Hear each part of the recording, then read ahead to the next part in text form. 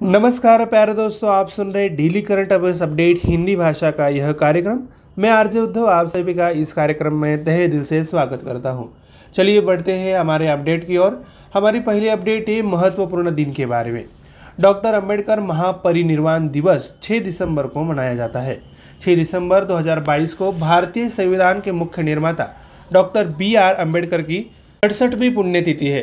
वह समाज सुधारक, अर्थशास्त्री, विचारक, राजनीति तज्ञ और स्वतंत्र भारत के पहले कानून मंत्री थे। 14 अप्रैल 1891 को जन्मे डॉक्टर अंबेडकर ने जवाहरलाल नेहरू और गांधी के साथ आगे बढ़कर नेतृत्व किया और समाज के गरीब और बिछड़े वर्गों को उत्थान में महत्वपूर्ण भूमिका निभाई। अंबेडकर ने दलित बौद्ध अभियान को आगे से नेतृत्व किया और उनके समान मानवाधिकारों और बेहतरी के लिए लगातार काम किया। बढ़ते हैं अगली अपडेट की और ये अपडेट है पुस्तक के बारे में। रीता राममूर्ति गुप्ता ने सावित्रीबाई फुले पर नई किताब की घोषणा की। महात्मा ज्योतिराव फुले की 132वीं पुण्यतिथि पर हार्पर कॉलिंस और रीता राममूर्ति गुप्ता ने दोस्तों सावित्री और फातिमा के बारे में एक नई किताब की घोषणा की, जिन्होंने 19वीं सदी में महिलाओं और पिछड़ी जातियों की शिक्षा के लिए अथक प्रयास किया।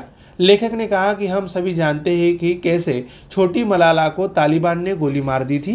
19वीं शताब्दी के मध्य में सावित्री और फातिमा पर पथराव किया गया था, जब वे घर घर जाकर अभिभावकों से अपनी लड़कियों और पिछड़ी जातियों की लड़कियों को स्कूल भेजने के लिए कह रहे थे।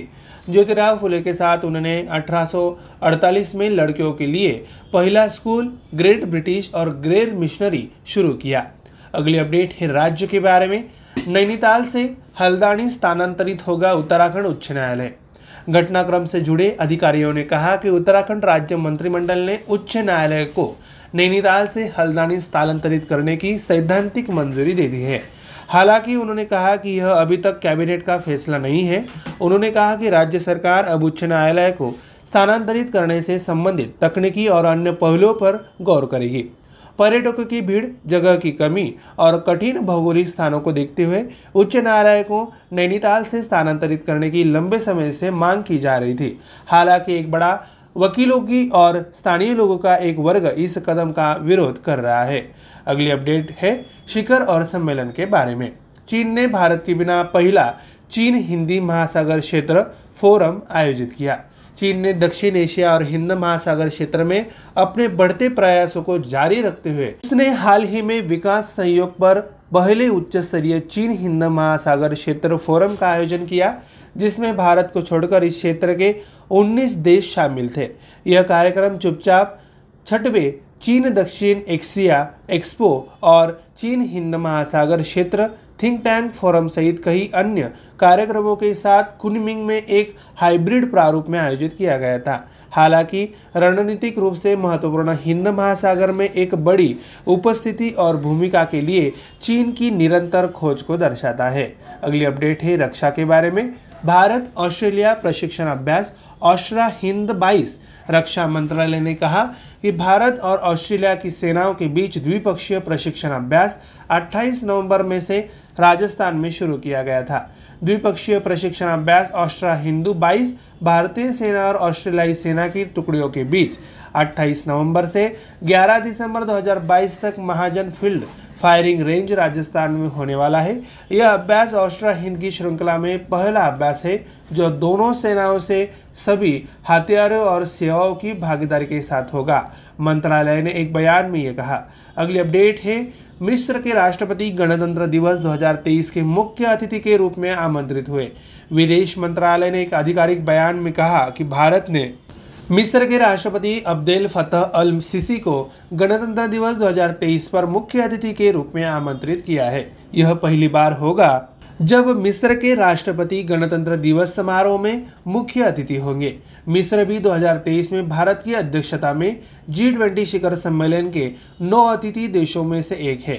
यह उल्लेख करना उचित है कि भारत ने कोविड-19 महामारी के कारण 2021 और 2022 में गणतंत्र दिवस समारोह के लिए मुख्य अतिथि के रूप में किसी भी विदेशी गणमान्य व्यक्ति को आमंत्रित नहीं किया है।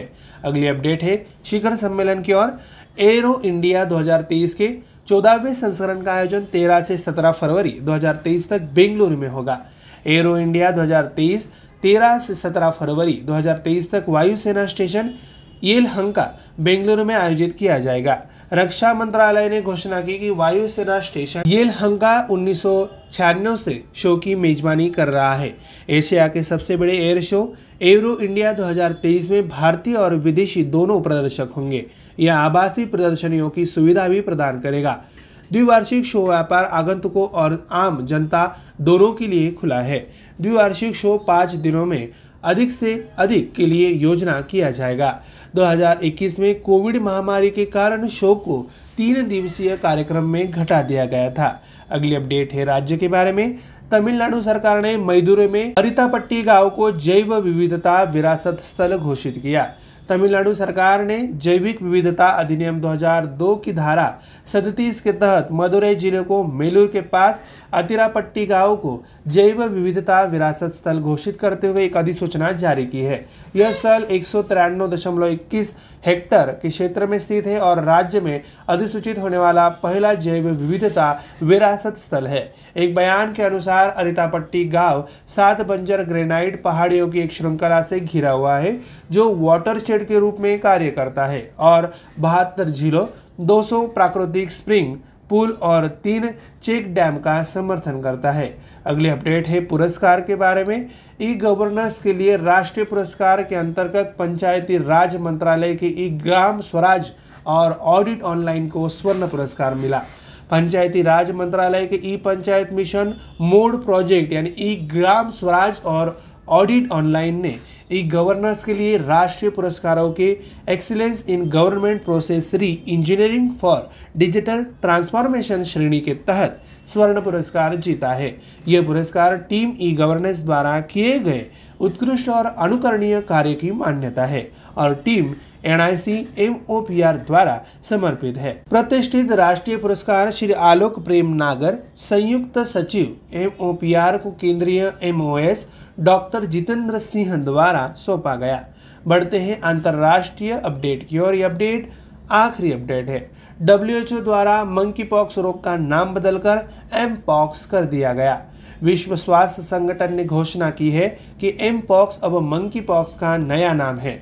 संगठन ने कहा दोनों नामों का एक साल तक उपयोग किया जाएगा जब तक मंकी पॉक्स नाम को चरणबद्ध तरीके से समाप्त कर दिया जाएगा।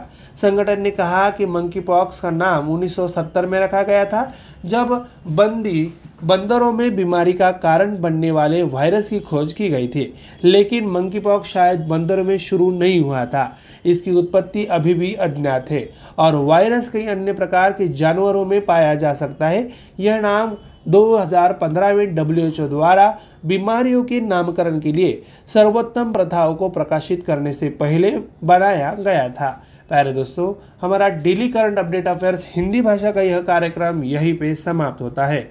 मैं आरजे उद्धव आपसे इस कार्यक्रम में लेता हूँ इजाज़त। तब तक के लिए ऐसे ही बने रहिए और सुनते रहिए हमारा प्यारा radio MPSC Guru, spreading the knowledge, powered by spectrum academy. धन्यवाद।